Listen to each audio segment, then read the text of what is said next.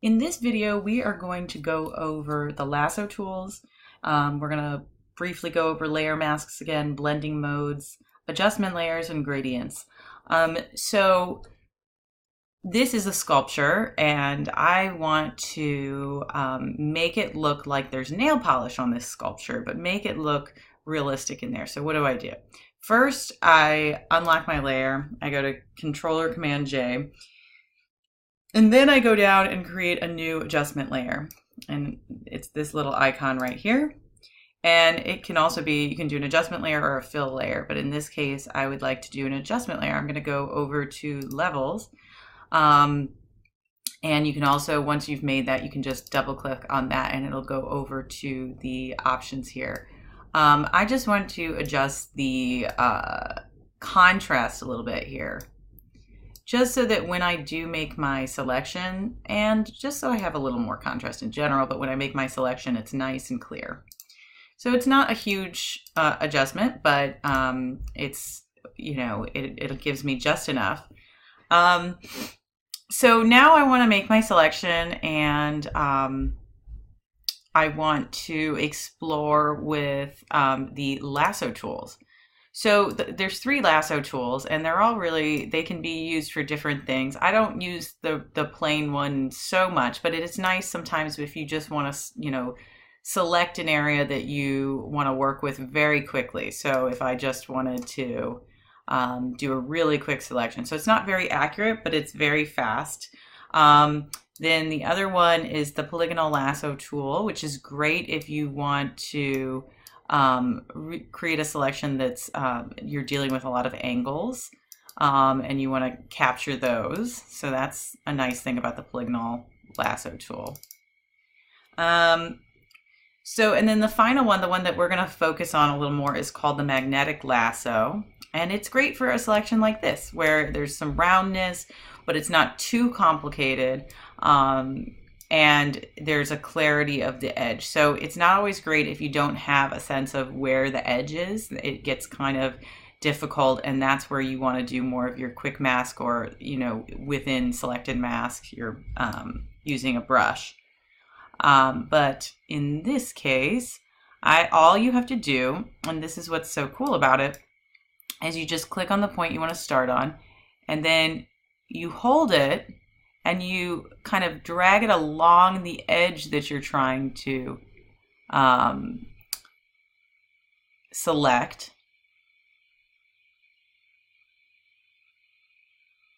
And I'm not even clicking. Now, the frequency controls how many points there are. And you don't want to add too many points. Whoops. So you can always press the backspace to get to your previous point if you get a little caught off guard.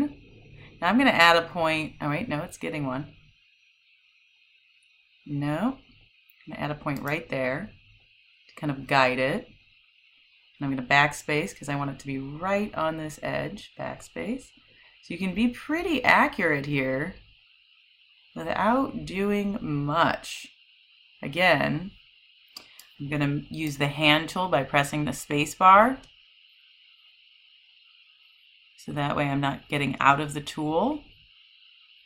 And again, I'm not clicking at all. I'm just dragging along the line.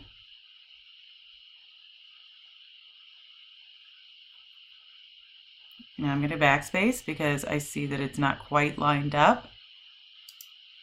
Oops.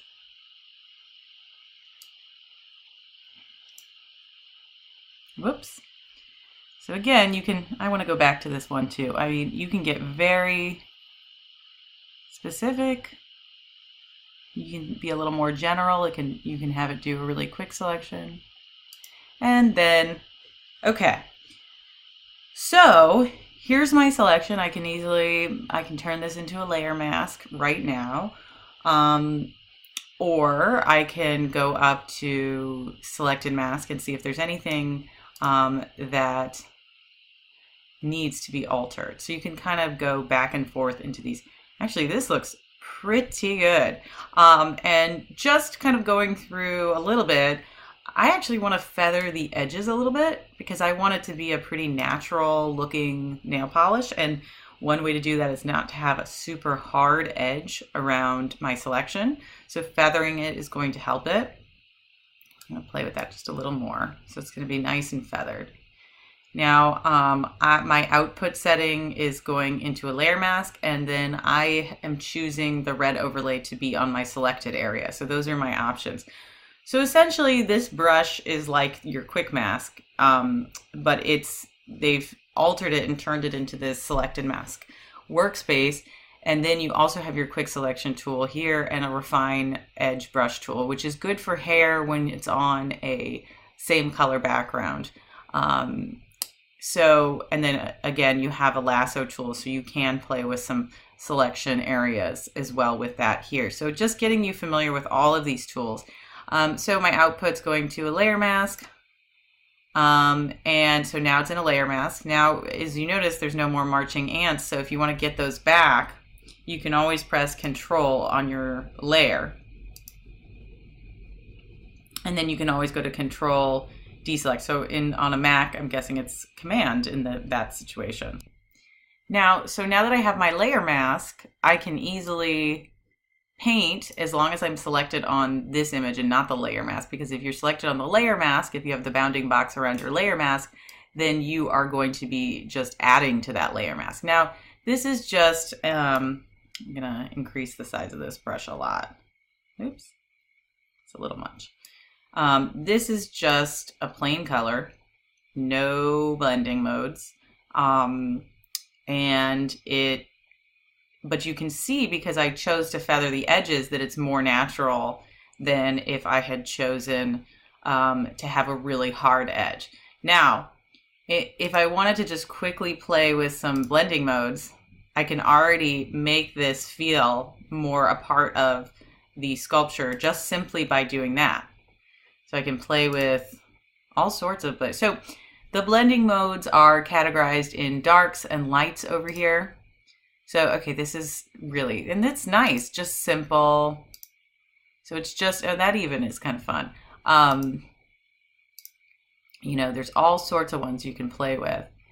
And then you can always go back and add some highlights and things using different blending modes on brushes.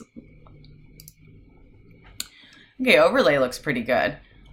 So, you can play with that. And as we talked about in the brush tutorial, you can make your own brush. And I've made my own brush just for fun. And you can play with, if I just want to add a little more texture to this nail polish. And let's go back a little. So I've got my brush selected. Let's try using the overlay mode with the brush. Okay, so that doesn't do a lot.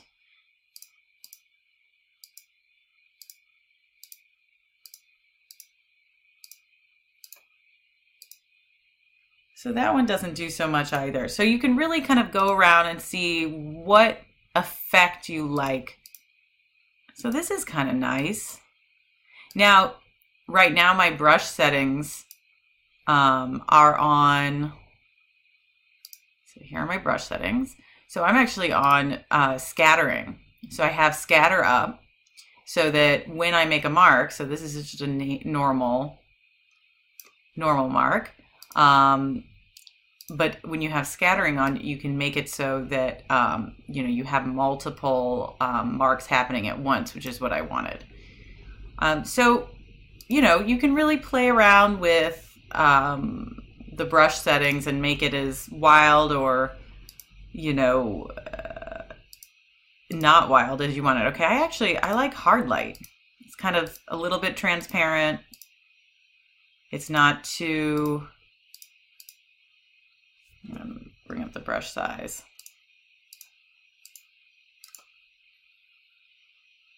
And I like where that's going. I like how that looks.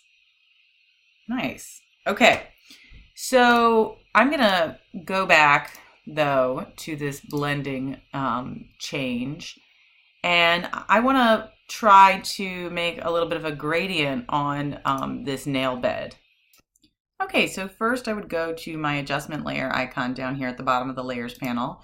Click on that, go to gradient, and right now my gradient, so the gradient's gone over the whole photograph. And I can play with the angle. So I can make it coming from wherever I want. Let's say I want it from here. I can click on this and I can play with, oh, well, I might want it going to transparent or, you know, or having it opaque depending on what I want. But I'm going to say to foreground to transparent because that's what I'd like to play with. I'll play with the color, maybe make it in the yellow family, let's say right about there.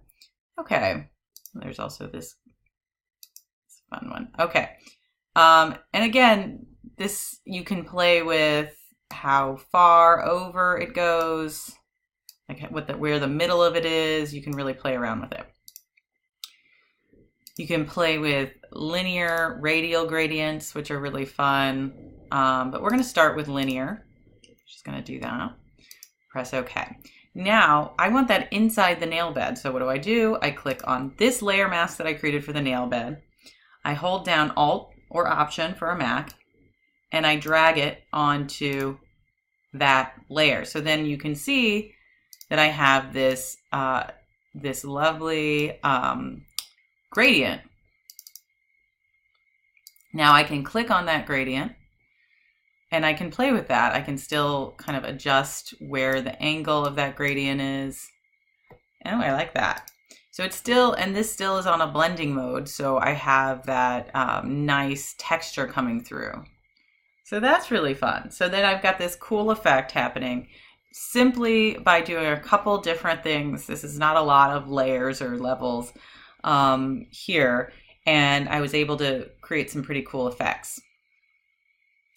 The one last thing I want to do is get rid of the background. So I went over into the quick selection tool, made a quick selection of the background, and then I'm going to go to Edit, Fill, and I'm going to go to Color, and I'm going to choose a really bright yellow.